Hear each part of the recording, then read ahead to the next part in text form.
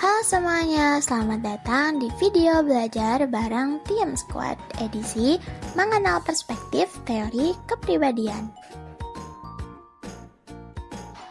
Pada video ini, kita akan mempelajari 5 perspektif utama dari teori kepribadian. Tujuannya adalah membantu kita memahami bagaimana para ahli mencoba menjelaskan asal-usul dan dinamika kepribadian manusia dari sudut pandang yang berbeda-beda. Semuanya akan kita kupas secara ringkas dan mudah dipahami. Yuk, kita mulai! Sekarang, sebelum masuk ke pembahasan yang lebih detail, yuk kita lihat dulu gambaran besarnya. Dalam teori kepribadian, terdapat 5 perspektif utama yang menjadi dasar untuk memahami bagaimana kepribadian manusia terbentuk dan berkembang. Kelima perspektif tersebut adalah psikodinamik, humanistik eksistensial, disposisional, biologis evolusioner, dan pembelajaran kognitif sosial. Kelima cabang ini saling melengkapi karena masing-masing menawarkan sudut pandang yang unik. Teori perspektif yang pertama adalah teori psikodinamika. Teori ini berasumsi bahwa perilaku manusia dipengaruhi oleh bawah sadar atau unconscious, dan pengalaman masa kecil itu membentuk kepribadian dan dinamika psikologis saat dewasa. Selanjutnya ada konsep-konsep utama dalam teori psikodinamika. Yang pertama adalah struktur kepribadian. Struktur kepribadian terdiri atas 3, yaitu id, ego, dan superego. Id adalah dorongan instingtif atau prinsip kesenangan yang ada dalam manusia. Ego adalah bagian rasional atau prinsip realita. Dan superego adalah moralitas atau nilai sosial. Selanjutnya ada konsep ketidaksadaran atau unconscious. Unconscious merupakan sumber hasrat, trauma, dan konflik internal yang mempengaruhi perilaku manusia tanpa disadari. Selanjutnya ada konsep dinamika konflik intrasikis. Konsep ini menjelaskan bahwa konflik antar id, ego, dan superego dapat menghasilkan kecemasan dan perilaku manusia. Dan yang terakhir ada tokoh yang berperan dalam teori ini.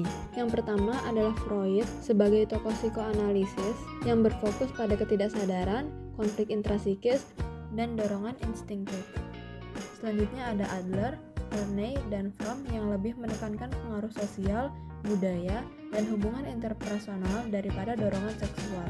Dan yang terakhir ada Carl Jung dan Erik Erikson sebagai tokoh psikodinamika modern yang berfokus pada perkembangan manusia sepanjang hidup. Selanjutnya ada humanistic existential theories. Pendekatan ini berangkat dari pandangan bahwa manusia bukan sekadar makhluk yang bereaksi terhadap stimulus atau dorongan bawah sadar, tetapi individu yang punya kesadaran, kebebasan, dan potensi untuk berkembang secara positif. Tokoh pertama dari teori ini ada Abraham Maslow. Maslow melihat manusia melalui sudut pandang potensi tertinggi yang bisa dicapai, bukan dari gangguannya. Menurut Maslow, kita semua digerakkan oleh serangkaian kebutuhan yang tersusun dalam hierarki, mulai dari kebutuhan fisiologis, keamanan, cinta dan rasa memiliki, penghargaan, hingga puncaknya yaitu aktualisasi diri. Yang selanjutnya ada Carl Rogers dengan person-centered theories. Menurut Rogers, inti kepribadian seseorang terletak pada self, yakni cara kita memandang dan menilai diri sendiri. Kita juga memiliki ideal self, yaitu gambaran diri yang kita inginkan. Semakin besar jarak antara keduanya, semakin besar incongruence, dan hal itu akan memunculkan kecemasan dan ketidaknyamanan psikologis. Dan yang terakhir ada Rollo May. Rollo May membawa warna eksistensialisme ke dalam psikologi. Berbeda dari Maslow dan Rogers yang cenderung optimis, May melihat manusia sebagai makhluk yang harus menghadapi berbagai kecemasan eksistensial. May mengembangkan konsep being in the world yang mencakup 4 dimensi, yakni umwelt, midworld, uberworld, dan eigenworld. Dari ketiga tokoh ini, kita dapat lihat bahwa teori humanistik esensial memandang manusia sebagai makhluk yang unik, sadar, dan memiliki kapasitas untuk berkembang.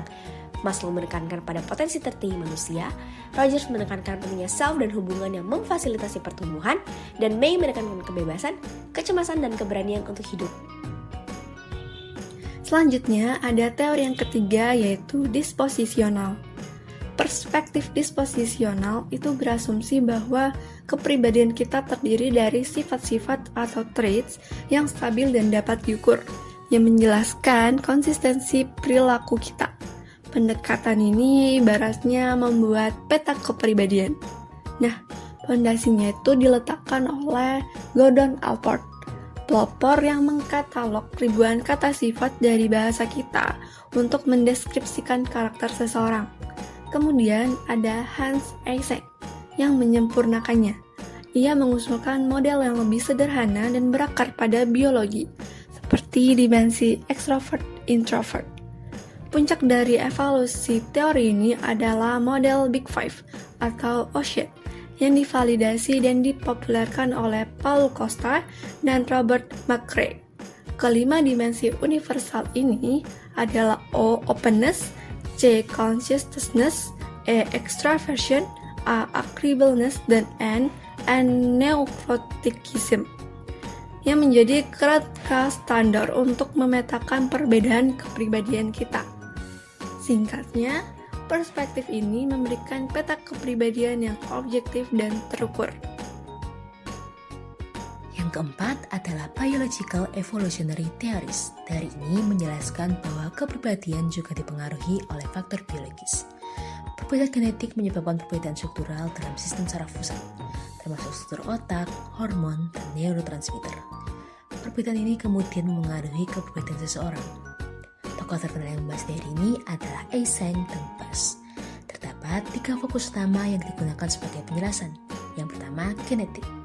Dimensi kepribadian seseorang dibagi menjadi 3, yaitu extraversion, neuroticism, dan psychositism. Ketiga dimensi kepribadian ditentukan oleh faktor genetik dan biologis, serta seperempatnya faktor lingkungan. Yang kedua adalah otak yang mengatur extroversion dan neuroticism. Perbedaan introvert dan extrovert terdapat pada cortical arousal level atau tingkat keterangsangan korteks. Extrovert memiliki CIL yang rendah, sedangkan introvert memiliki CIL yang tinggi. Otak memengaruhi neuroticism dengan mengirim sinyal ke autonomic nervous system yang memicu reaksi otomatis seperti jantung berdebar, tegang, keringat dingin, dan kecepatan napas.